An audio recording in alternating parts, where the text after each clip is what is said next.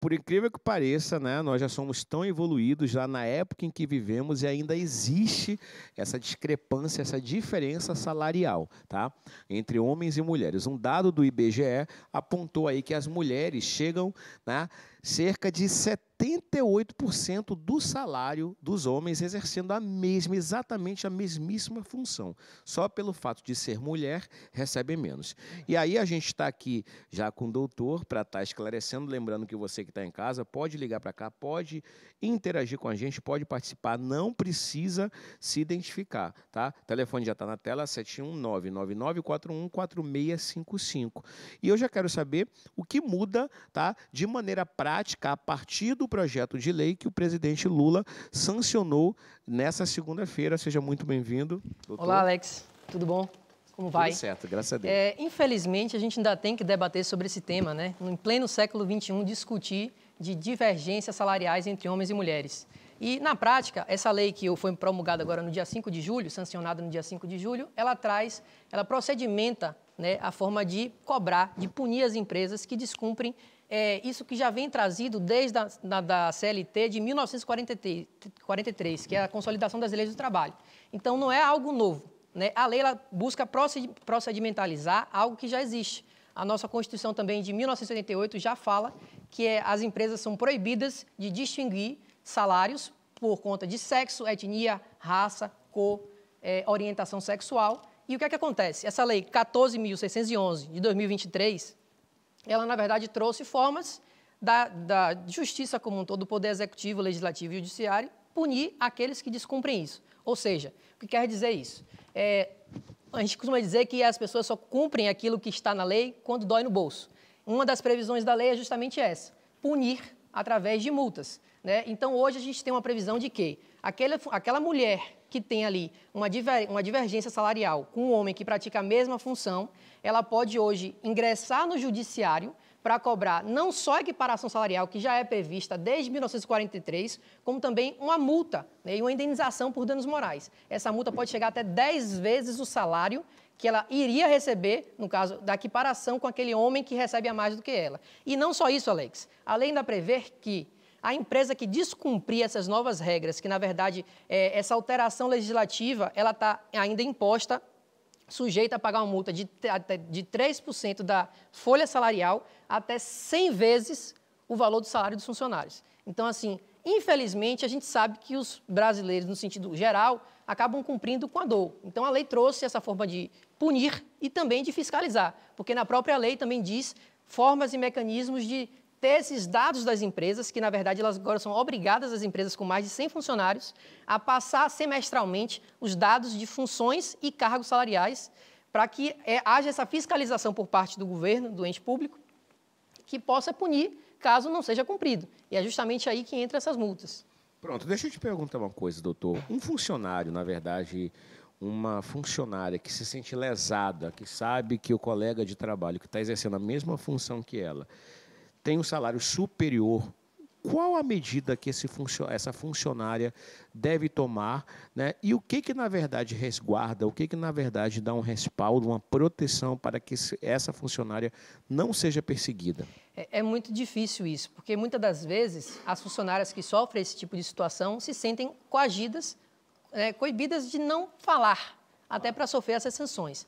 Então, hoje nós temos vários mecanismos para que ela possa fazer essa denúncia, inclusive de forma anônima. Um deles é o Ministério Público do Trabalho, que existe o site específico, você vai lá no Google, pesquisa Ministério Público do Trabalho, e tem um canal de denúncias que você pode, anonimamente, indicar a empresa, indicar o local e dizer o que é que vem acontecendo. Isso, inclusive, essa questão da diferença salarial. Mas não só isso, não só essa questão da denúncia do Ministério do Trabalho. Ela pode também e buscar o judiciário, seja através de um advogado particular, seja através da Defensoria Pública, onde ela vai trazer aquela demanda, né, para o advogado ou para o defensor público e dizer, olha, aqui está acontecendo isso na empresa e eu preciso correr atrás dos meus direitos, através da justiça. Então, o papel do advogado, o papel do defensor público, o papel do promotor do Ministério Público do Trabalho é justamente esse, de fiscalizar, punir e cobrar as indenizações pertinentes. Certo. E quais são, na verdade, os procedimentos que uma empresa tem que tomar, né, dentro do seu âmbito de trabalho para que não haja mais essa diferenciação, né? Tirando essa parte da fiscalização que tem que haver, de ter que expor os dados, né, dos funcionários. O que, na verdade, até que deve ser feito dentro do ambiente de trabalho para que não haja mais essas desigualdades? Eu entendo que essa é uma matéria muito complexa e transcende a questão da empresa, né? Esse pensamento de igualdade entre gêneros, e aqui a gente está tratando sobre gêneros, mas a gente fala em igualdade no sentido amplo. É algo que a gente precisa conversar, debater. A lei, ela trouxe à tona uma discussão que já é muito antiga, né? Então, assim, com essa nova discussão, com esse reaquecimento da discussão entre diferenças entre homens e mulheres que exercem a mesma atividade e recebem salários distintos, faz com que as pessoas busquem informação e procurem implementar nas empresas políticas de igualdade salarial. Então, a partir do momento que a empresa ela percebe que ela pode ser punida em razão disso, da mesma forma que ela também pode ter um viés ali econômico interessante a partir do momento que ela implementa essas ações, então esse debate, essa construção, esse reforço que a lei deu, traz sim subsídio para as mulheres para serem representadas, se sentirem representadas, não se sentirem só, né? A partir do momento que você tem os canais de denúncia, tem os portais que você possa transmitir aquilo, como também para a empresa abrir o alerta. Poxa, eu preciso adequar a minha empresa para que a minha empresa esteja bem, né, digamos assim, no sentido amplo, para que ela seja bem vista, bem quista. Então, que isso traga também um retorno não só intelectual, cultural, como também financeiro para a empresa. Então, eu entendo, no meu ponto de vista, que isso deve trazer novos debates, né, novos questionamentos e implementar ações internas e externas que discutam sobre isso e que proponham de forma, né, direta medidas que devem ser tomadas para evitar isso, né, dentre elas a aplicação da lei. Pronto. Ô, Kaique, me conte uma coisa. Depois, agora, com essa lei, né, sancionada pelo presidente Lula, caso continue, as empresas, os estabelecimentos permaneçam ainda tomando esse tipo de atitude vergonhosa, a mulher, ela tem como fazer essa denúncia? Como é que vai ser feita essa denúncia?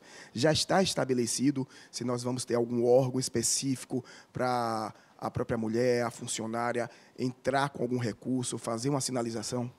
Bom, esse é um tema muito interessante. A lei traz especificamente dizendo que vão ser implementados novos mecanismos de denúncia e de fiscalização. Esses mecanismos eles vão vir ao longo do tempo, muito obviamente, porque a lei foi recentemente promulgada, mas já existem hoje mecanismos para que a mulher possa fazer esse tipo de denúncia. Como eu citei para Alex, o que acontece? Hoje, uma mulher que sofre esse tipo de assédio salarial, digamos assim, ela pode recorrer ao Ministério Público do Trabalho, certo? Fazer uma denúncia anônima, indicando àquela empresa que vem ocorrendo, o que está ocorrendo, né, há quanto tempo está ocorrendo, e o Ministério Público ele instaura ali um procedimento de fiscalização.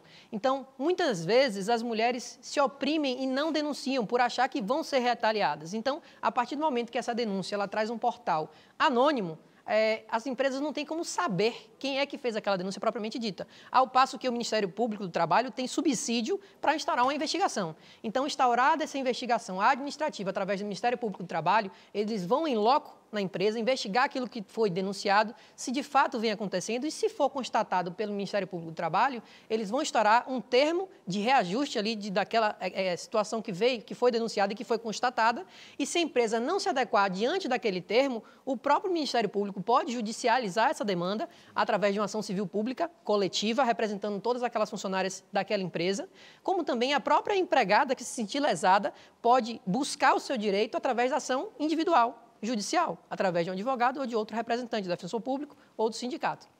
A funcionária, se ela quiser ter essa certeza, ela pode fazer a denúncia, né? Ela está, né, tendo uma informação, mas ela não tem as provas. Isso. Mas a funcionária, ela tem direito a ter essas informações no setor de recursos humanos da empresa? Pronto, esse é um excelente tema, porque isso foi uma alteração da lei. A lei, hoje, ela obriga as empresas a ter esse portal de transparência. O que antes era algo velado, né, hoje tem que ser exposto sob pena de punição e multa. Então, as empresas que possuem hoje mais de 100 funcionários, elas têm a obrigação de semestralmente fornecer esses dados de transparência, e esses dados também devem ser disponibilizados entre os próprios funcionários. Lógico que eles vão trazer ali os parâmetros salariais, mas também sem identificar quem são aquelas pessoas que estão ali com aquele padrão salarial, até para evitar algum tipo de retaliação. Então, o funcionário tendo posse dessas informações, ele pode sim se direcionar ou direto com a empresa, ou com o Ministério do Trabalho, ou na Justiça. Então, da forma que ele bem entender, que ela se sentir mais confortável, ela vai poder reivindicar e com números. Então, é o que eu falei antes. Essa lei trouxe uma forma de procedimentalizar a execução, a fiscalização e a punição das empresas. Então, hoje nós temos novas ferramentas e novos mecanismos para poder averiguar as ações que estão sendo praticadas pela empresa, aquelas violações que forem eventualmente ocorridas ali e de que forma a gente vai poder trazer esses dados para poder solicitar eventualmente uma punição ou uma indenização. E para as empresas que têm menos de 100 funcionários, o comportamento aí altera? Como é que fica? Essa questão da obrigatoriedade, ela foi trazida pela lei a empresas que têm acima de 100 funcionários. Logo, as empresas que possuem menos de 100 funcionários não estão obrigadas a fornecer esse relatório. Então, permanece aquela questão ali do funcionário buscar, né, através dele próprio ou de um coletivo, averiguar essas situações que vinham ocorrendo para a empresa e buscar os representantes para poder tomar as medidas cabíveis. Então, de fato, hoje a empresa que tem menos de 100 funcionários não vai ser punida, por exemplo, se não fornecer esses dados. Mas também eu entendo que isso é uma forma de construção. Na medida que essa lei foi sancionada, ela vai trazer a possibilidade de discutir esse tema com mais afinco e trazer novas alterações legislativas no futuro, inclusive abarcando as empresas que possuem esse número menor de funcionários, que hoje não foi até então abarcada pela lei. Beleza. Só uma curiosidade, com relação aos novos tipos e novas formas de trabalho, né? Principalmente pós-pandemia, que muita coisa foi alterada. Né? Pessoas que trabalham de forma presencial, pessoas que trabalham de uma forma remota, né? Ou dentro de casa. Isso aí também altera alguma coisa com relação ao campo salarial, ao campo dessa desigualdade aí salarial de gênero? E existe algum tópico aí nessa lei que faz essa observação?